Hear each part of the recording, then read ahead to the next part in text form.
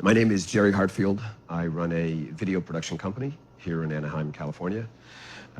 We focus mainly on reality television shows.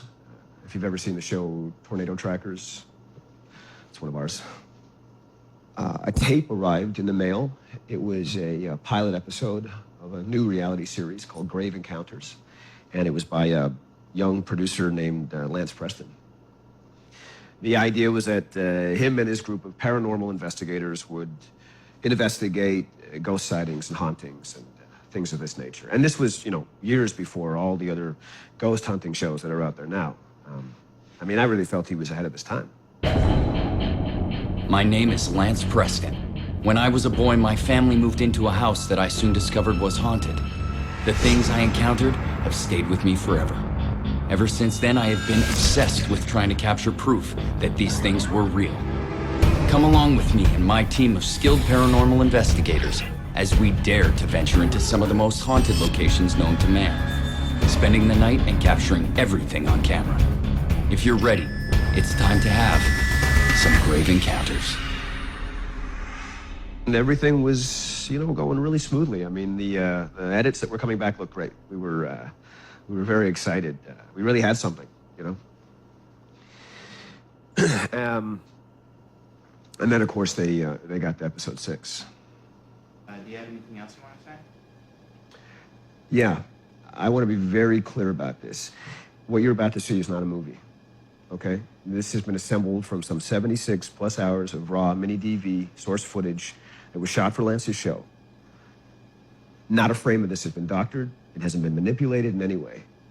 This is just raw footage that's been edited strictly for time.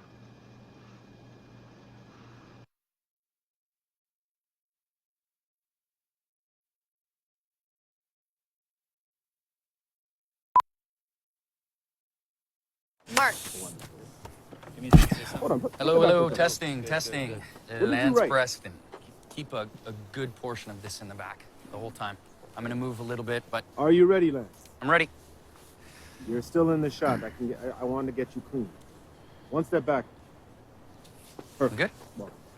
Good evening, and welcome to another episode of Grave Encounters. I'm your host, Lance Preston, as always, and tonight I'm very excited to take you inside one of the most terrifying locations I've ever seen. Behind me sits the Collingwood Psychiatric Hospital. It's one of 6 buildings spread over 80 acres of land just outside the Ryerson Valley. You're going to have to cut. There's an idiot driving through the room. We're going to pick it up from there. I'm not going to do that beginning part again. Now, between the years 1895 and 1960, it played home to more than 80,000 of Maryland's most mentally ill and disturbed individuals. After its closure in 1963, reports of ghostly apparitions, objects moving on their own, and sometimes even the lunatic laughter of the patients condemned to roam these halls. Tonight, my crew and I will be performing an 8-hour lockdown, trapped inside during the peak hours of dead time. Using the most sophisticated in ghost hunting equipment, we will be in search of what's become known as the ghosts of the Collingwood Psychiatric Hospital. Cut. Nice. Yeah?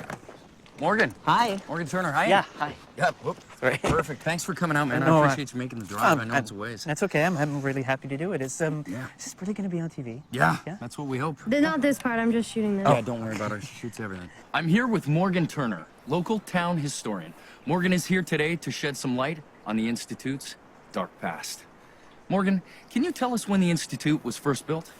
Well, the history of Collingwood is fairly typical of similar hospitals of the era. It was built in 1893 to address the sort of growing overcrowding problem at the state hospital in Danvers County. Mental illness, of course, at the time was not very well understood, and treatments were still in their infancy. Psychiatric hospitals like this were seen as sort of a dumping ground for embarrassing family members rather than a place that they could go to actually get help. Right. The conditions were pretty abysmal. People had to sleep on the floor, sometimes without blankets or even clothes. It was really not a fun place to be stuck in. Could you tell us about Arthur Friedkin? His story is probably the most infamous about this hospital. Sure. figured that you were going to ask me that. Friedkin was a Harvard-trained neurologist who was head physician here from 1937 to 1948. He had gained some notoriety because of his work in experimental brain surgery. He was a major advocate of the lobotomy. Under Friedkin's supervision, there were about 140 lobotomies. On August 15th, 1948, 6 patients broke out of their rooms and stabbed Friedkin in his office. His body was found the next morning by a nurse. Unfortunately, this event was completely overshadowed by the death of Babe Ruth, the famous baseball player. It's a crazy story. So, Morgan, in your honest opinion, do you believe in ghosts? I don't know. But if they do exist, well, this would be a good place to go looking for them. Traffic is a bitch today, so. Didn't take us too long. It was about a 6-hour drive, something like that. Oh, Oh, death God. awaits. Yeah. I guess High we'll school find kids. out. That is High so school lame. kids, these buggers. This will take me a bit. This old ancient lock here. I don't even think we should use this. It's too Looks corny. pretty cheesy, dude. It's very Yeah, cheap. I With don't slow like that. motion, music behind it, everything's creepy. Crazy. Good. Here we go. Okay, come on in. Oh my God. So this is the main entrance to the building here. Nice. Yes. Holy. Oh man. Yeah, and if you were a family member, you'd check into reception over there.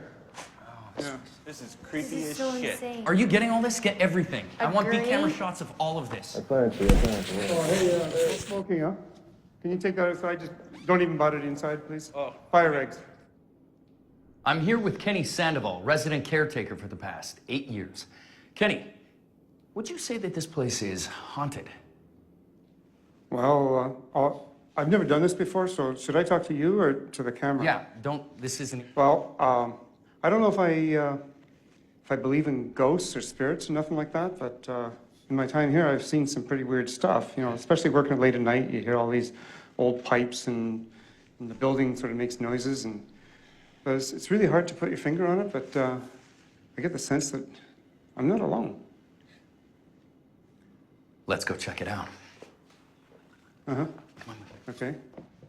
It's like these hallways go on forever. Yep. It's hard to believe this place used to house thousands of insane people. There were thousands. Can't believe how dark it is and it's still daytime. Yeah, so what is the scared? power situation? Yeah. What's going on? How we link this up here? There's a few newer lines you can plug into. I'll show you where those are. But hey, guys, if you think it's dark now, wait till tonight, because none of these lights work. It'll get very dark. So you guys see this window here? Yeah. I lock it up real good at night.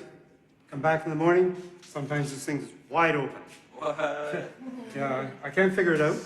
It's like something's trying to get out or something. It's a definite paranormal hotspot. Right here's good? Perfect. All right. Boom. Pretty high functioning patients, they all have their own rooms.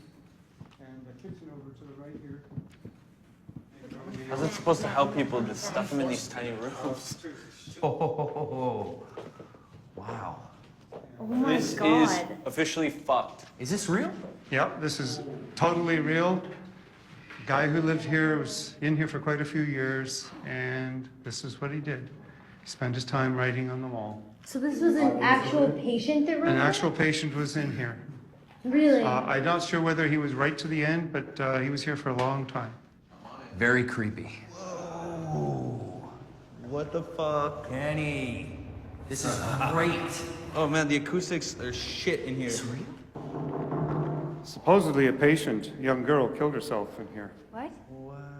Right here? A patient killed herself right here. Yeah, slit her wrists in this tub. Oh my God, that's so sad. People say they've heard the sound of rustling water coming out of this room, but I've never heard anything like that. Where are we going next, man? We're going to go down in the service tunnels. Been waiting to see those.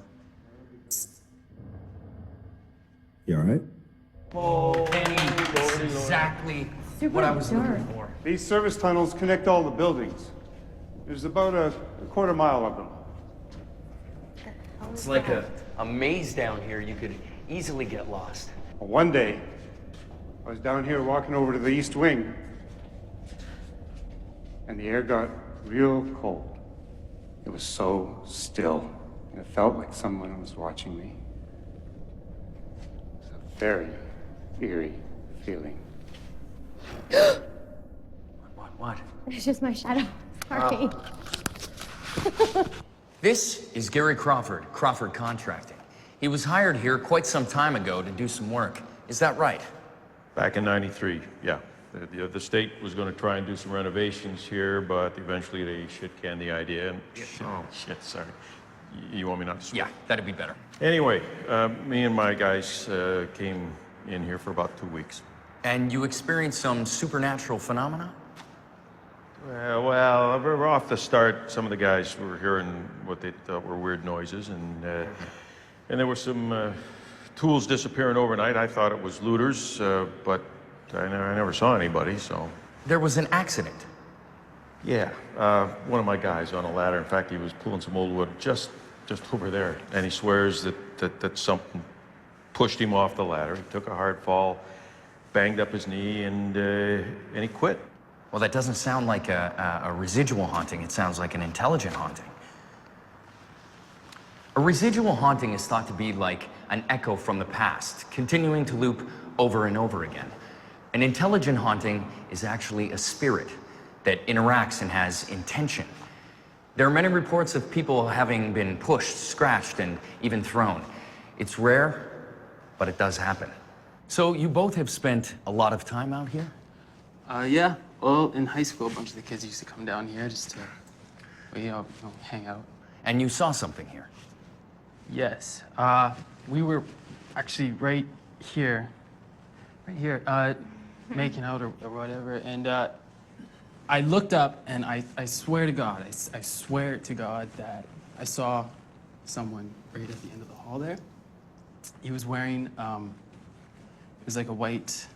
Like a hospital gown? Yeah, like a white hospital gown, and he had a shaved head. Yeah. Full spectral apparition. Why don't we grab an interview with Garner real quick? Fill in some blanks, it doesn't really matter, right? Excuse me, sir, excuse me. I'm shooting a TV show here. I was just wondering if you want to do a quick interview with us. I'm standing here with the resident gardener, Javier Ortega. Javier, have you ever noticed anything strange around the building? No, not really. What do you mean? Well, have you heard any weird noises or seen any ghostly activity? I started working here. Just started working. That's great. TC, can you just cut for a second? Okay, how about you make something up for the camera? Pretend you saw something. Just... I gotta go to work. Okay, real quick. Wait. No. Just wait. Do we have any of the petty gas?